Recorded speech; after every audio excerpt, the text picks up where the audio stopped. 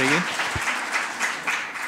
Bien, y ahora nos vamos al sureste y tenemos la ponencia presentada por Isabel Flores Escobosa. Ustedes saben ya, una experta investigadora de las producciones de Almería, y Ana Dolores Navarro, que es la directora del Museo de Almería, que van a presentar la ponencia titulada Moldes y cerámica moldada y dorada fabricada en Almería. Dime.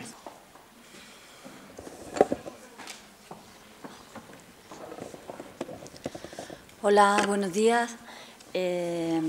Gracias, ante todo, a la organización por haber contado con nosotros, tanto con Isabel como conmigo y con el Museo de Almería.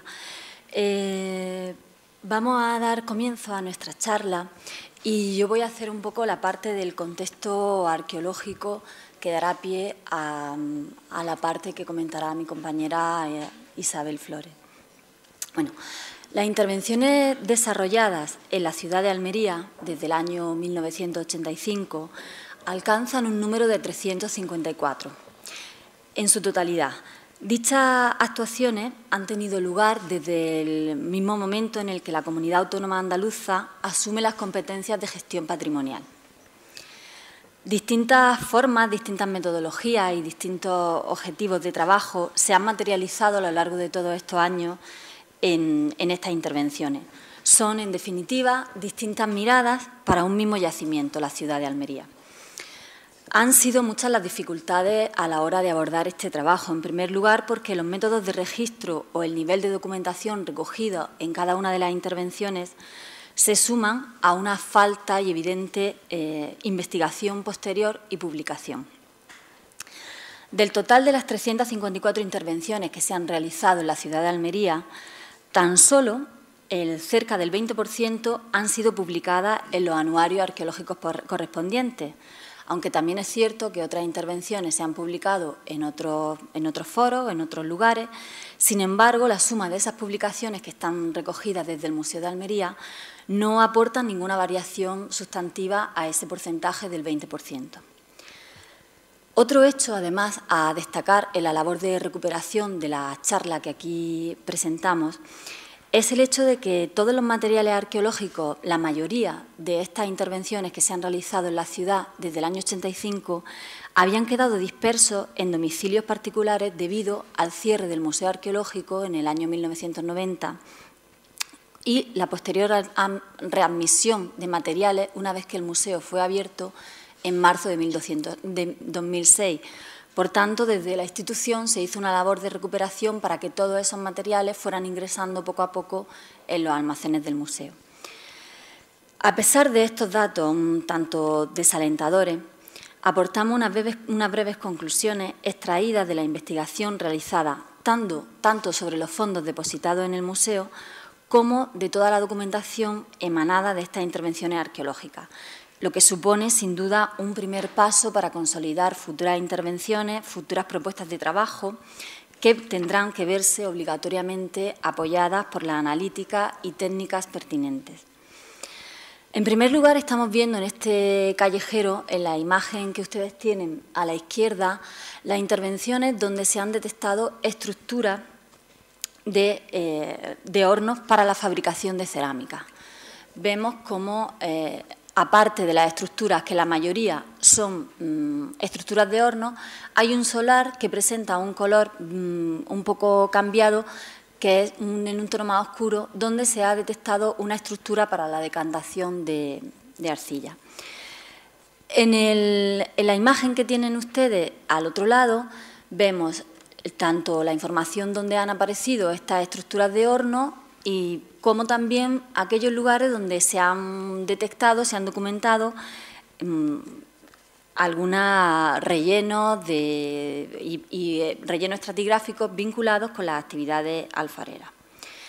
Destacamos varios hechos sobre la ocupación de este espacio. Evidentemente nos situamos extramuros de la ciudad islámica. Se documenta además el encuadre de esta actividad alfarera en un espacio definido, concreto, y que además salva el espacio de bajada de la Rambla Alfareros, que estaría situada a este lateral. Bueno, hacia ahí.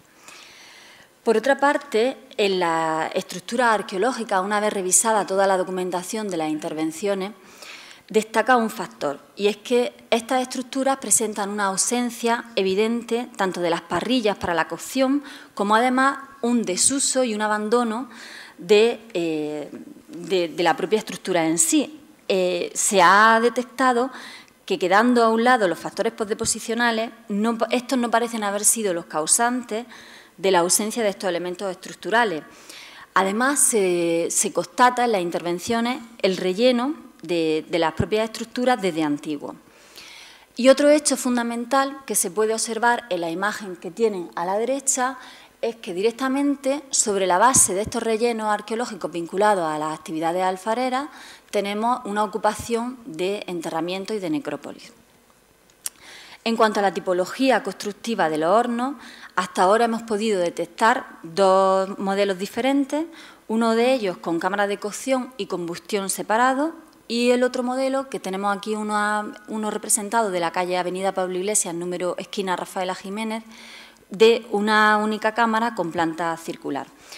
Desconocemos si ambas tipologías diferenciadas responden a una especialización de la producción o no. Además de estos solares donde el desarrollo de la actividad alfarera ha sido evidente, se documentan, como hemos mencionado anteriormente, todos estos lugares vinculados con los rellenos estratigráficos en una zona directamente inmediata.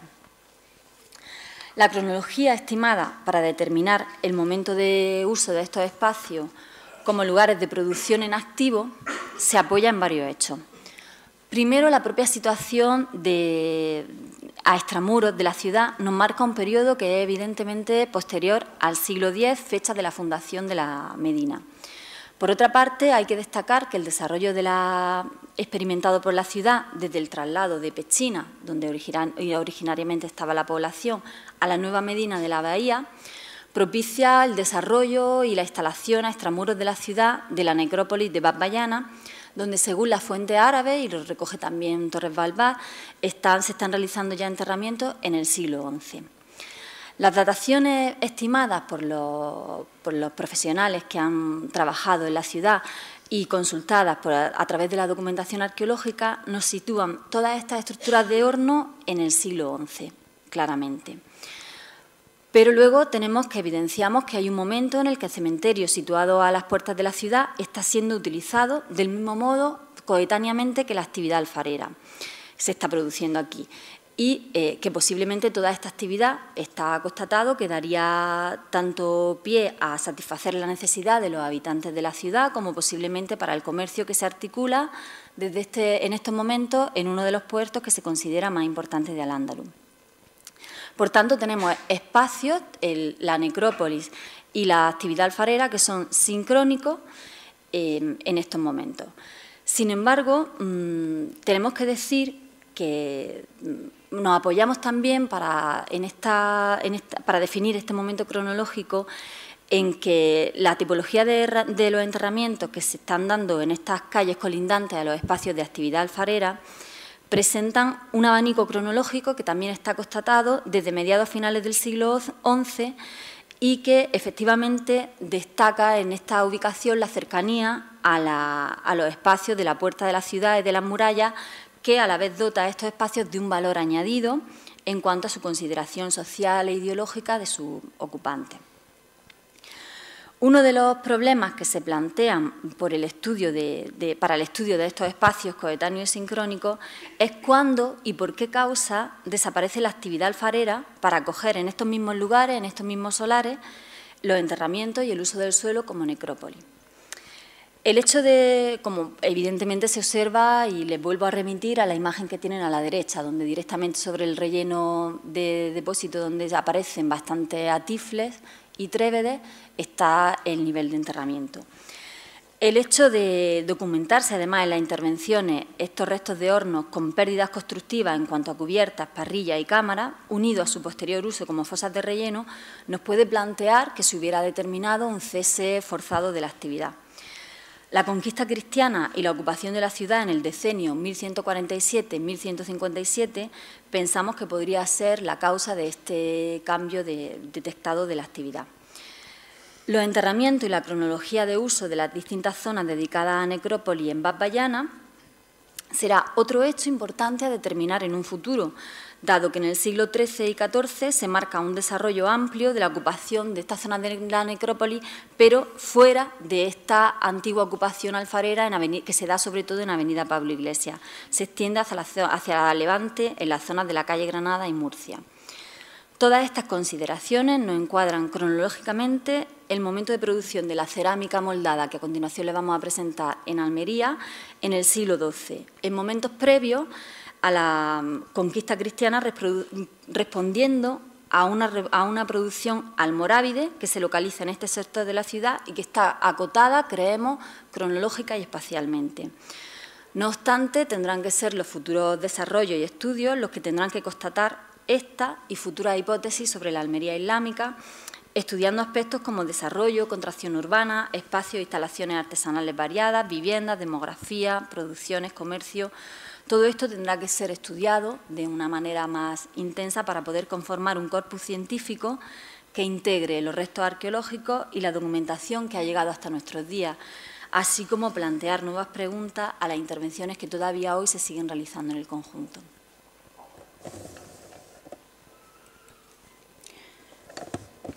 Bueno, yo también quiero dar las gracias por estar aquí y compartir con vosotros pues, lo que estamos haciendo por aquella tierra de Almería. Bueno, vamos a ver en principio una serie de moldes, 9 moldes que hemos encontrado en estos espacios que Ana ha comentado, sobre todo en torno a la calle Pablo Iglesias y aledaños, ¿no? En algunos, como ella también ha dicho, no había horno, por lo menos en el espacio que se ha excavado, posiblemente estuviera más arriba, más abajo, pero sí actividad alfarera, ¿no? En el primero, que fue el primer contacto con este tema de los moldes en Almería, lo tenemos aquí. Con plastilina nosotros hemos ido sacando el positivo del molde y en este caso pues está también representado su forma y la decoración, son siempre en forma de casquete esférico y esta parte está recta, como podemos ver aquí, con lo cual sería medio cuerpo. O sea, por esa misma zona se pondría otro y formaría el cuerpo globular, que luego vamos a comprobar en algunas piezas que se conservan y que se ve perfectamente por dónde está el punto de unión. Y además también que una parte y otra son diferentes. Este, por ejemplo, corresponde a una serie que en la parte baja lo que hay son unas columnitas, que es la continuación de esto, ¿no?, que vemos aquí. Este está encontrado no por excavación, fue un derrumbe de una casa de la calle Pablo Iglesias, donde la gente que lo vio, sabemos que cuando se derrumba una casa no sé por qué aparece mucha gente allí a ver lo que pasa, mucha curiosidad por ver cómo tiran la casa abajo. Y un chico que había allí, pues al ver, él dice que vio el horno completo con jarritas de manganeso, en fin, recogió materiales y luego se puso en contacto con nosotros y este molde pertenece a ese lugar. Después, excavaciones posteriores pues han demostrado que efectivamente había esa actividad, porque el solar de abajo, concretamente de este solar, pues que era la medianería con los hornos, se excavó y también ese está excavado, está publicado en el anuario, creo, es Pablo Iglesias 51, este sería 53, y además Ana también excavó enfrente, completamente enfrente, hemos visto el horno, la foto del horno, y sacó también un molde más pequeño que este, pero en fin, con las mismas circunstancias que lo vamos a ver ahora. Una cosa curiosa también es que la parte trasera, en algunos de ellos, ha quedado la impronta como de haber puesto una cuerda, una pequeña cuerda o algo para la cocción de la pieza en el horno. La tenemos registrada en dos, en este y en otro más. Bueno, este corresponde al horno que excavó Ana, enfrente de este que acabamos de hablar, Y es pequeñito, es muy pequeñito y también pues tiene, aquí se ve perfectamente la zona de mediado, de mitad del cuerpo, y tiene una estética diferente que el resto que vamos a ver. Puede que no fuese para loza azul y dorada, digo azul y dorada, siempre tengo la loza azul y dorada metida en el coco, para loza dorada a molde, y puede que sea de este tipo de cerámica que también se unía, como demuestra Susana Gómez en un trabajo sobre la que se ha encontrado en Mértola. Bueno, yo la veo bastante similar, aunque creo que aquí pues podría ser un pie alto y como de una copa. Bueno, siempre el molde y el positivo del molde, luego integrado aquí en el dibujo, en la forma. De todos estos lugares, la calle San Diego de Alcalá, esquina Pablo Iglesias, es la que más molde ha proporcionado. Todos los que vienen a continuación son de allí. Y este solar sí está excavado.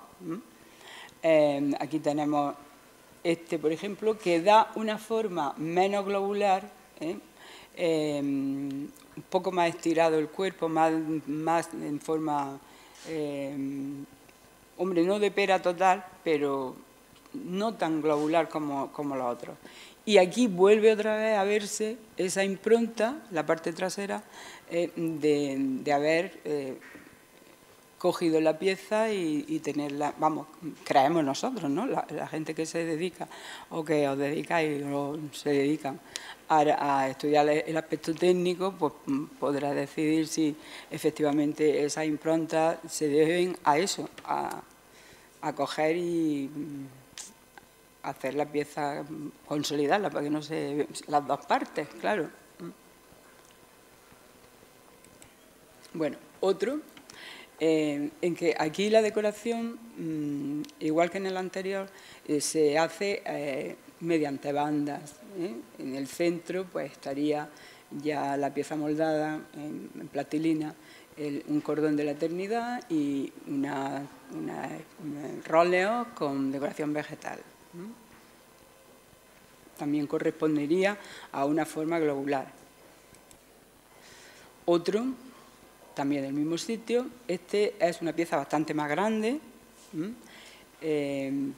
con un tema decorativo geométrico a modo de estrella. Y del mismo sitio, también este molde que no lo he dibujado, no lo hemos dibujado porque es un fragmento muy pequeño, la parte que corresponde al centro de la vasija y que no da el diámetro, no se puede sacar el diámetro. Y del mismo sitio, como actividad alfarera que había, pues este pequeño fragmento, bueno, está fragmentado, pero está prácticamente entero, para hacer la cerámica estampillada con dos estampillas diferentes. Una es la roseta, esta que estamos acostumbrados a ver en muchísimos sitios, y por la otra parte los circulitos estos que también están muy prodigados en la cerámica estampillada, ¿no? Bueno, al final de la calle Pablo Iglesias, bajando hacia el mar, pues está en Almería la puerta de Purchena, donde en un solar, esquina Rambla Obispo Verá, pues aparece también estos dos fragmentos, y no es un sitio de actividad alfarera, pero hay unos hornos muy cercanos y esto corresponde a un material de relleno que puede ser perfectamente de todos estos alfares que estamos comentando, ¿no? El sistema de decoración es el mismo, en bandas horizontales, otra vez el cordón y el tema de róleo con una flor de loto o una trifolia dentro. Este es más raro, estas son unas hojas más raras. Bueno, del mismo sitio aparece este fragmento. Aquí tenemos lo que es el molde, aquí moldado, y pues nos parece que puede ser una tapadera, es bastante plano, pero al dibujarlo pues se levanta un poco como para formar El borde de la tapadera se parece muchísimo a unos fragmentos que publicó don Manuel Gómez Moreno en los años 40 y algo. Es imposible escanear la foto porque es de la revista La Andaluz de aquellos años y no se veía absolutamente nada. Pero él dice que, vamos, se ve en la foto que son tapaderas con su apéndice y con un sistema decorativo también muy parecido. Yo, como fueron encontradas en la Alcazaba de Málaga, pues paso siguiente será ponerse en contacto con el Museo de Málaga a ver si están allí todavía. O no, pueden estar en otro sitio, pero en fin.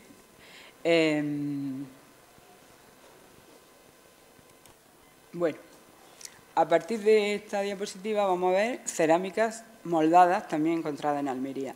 La que tenemos en grande, pues es la que podemos ver perfectamente la línea. En la foto se ve perfectamente la línea de unión entre la parte superior y la parte inferior. O sea que ese medio casquete esférico, por un lado, daría el pie, se le añadiría el pie, y por otro lado, el propio cuello, ¿no? Esta pieza apareció en Córdoba y está en el Valencia de Don Juan. Como algo muy similar, pues este fragmento procede de la Alcazaba de Almería. O sea, fragmentos ya moldados en Almería se han encontrado en algunos sitios que dentro de Testares y fuera de Testares. Entonces, en este caso, en la Alcazaba, pues es una cosa similar a este tipo de decoración. Pero más curioso también es algunas piezas que se encontraron en Fustat, que, bueno, yo, bajo mi responsabilidad, he utilizado esta foto que me mandó Marianne Roser y no sé si podía hacerlo o no, pero en fin, para ver el parecido, pues la hemos puesto. Bien, este también procede de Fustat y aquí tenemos uno encontrado en la calle San Diego de Alcalá, esquina Pablo Iglesias, de donde hemos visto prácticamente todos los moldes y vamos, la semejanza es total. El tema de la parte superior de la vasija, antes de empezar el cuello, pues en este caso es una especie de cordón también que tiene tres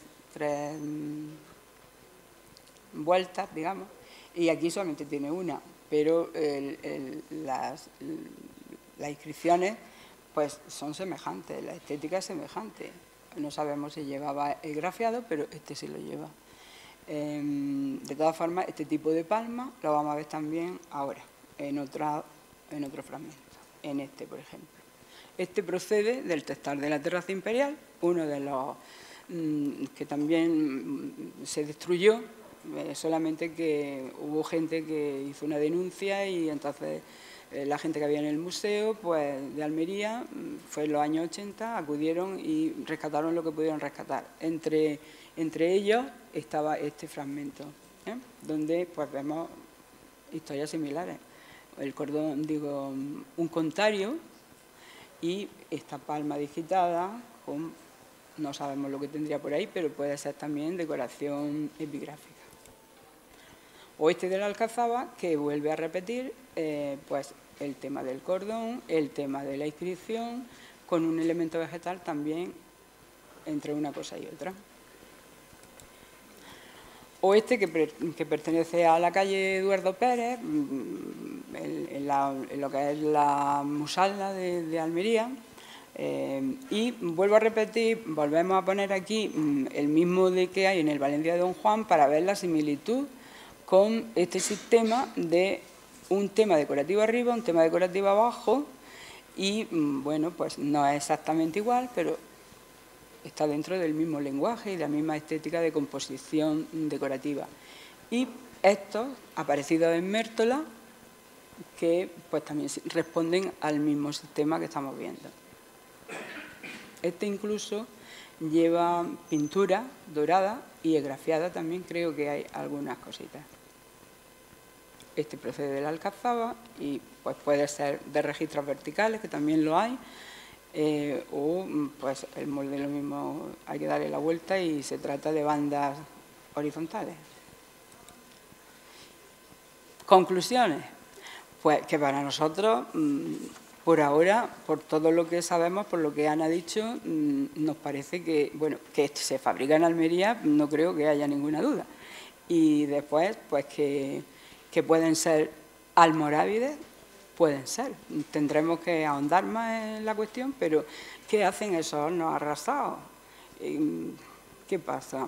Pues el asedio puede haberse llevado a cabo y haber dado con esta historia.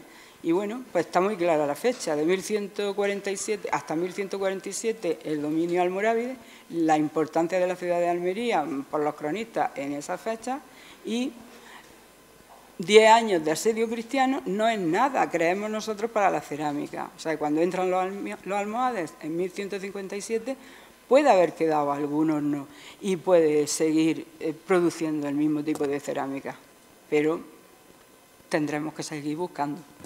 Por otro lado, a mí o a nosotros, yo estoy acostumbrada a decir a mí, pero a nosotros, porque esto lo hemos discutido las dos muchas veces y hemos estado ahí buceando en los almacenes del museo, pues hay la famosa cita de Ibn Said, que ya es del siglo XIII, habla de la producción de la loza dorada en Almería, y yo creo, entenderme que digo, creemos, que se trata de este tipo de cerámica, de una cerámica a molde que ha llegado a muchísimos sitios y que, bueno, por ahora es lo que pensamos. Pues mañana no sabemos, pero esto es lo que queremos nosotros transmitir. Así que gracias por vuestra atención. Muchísimas gracias, Isabel y Ana. Habrá que ver también las cerámicas moldadas que no tienen reflejo. Que claro. Hay alguna que tiene un montón de monedas dentro y a lo mejor la fecha. Claro, hay que buscar por muchos sitios. No, hay un tesoro en Alicante. Sí. Bueno, bien, antes de pasar a la sesión de póster, me comunican que se va a proyectar un vídeo sobre las analíticas que se han realizado en el Louvre del proyecto Remai. ¿Tienes?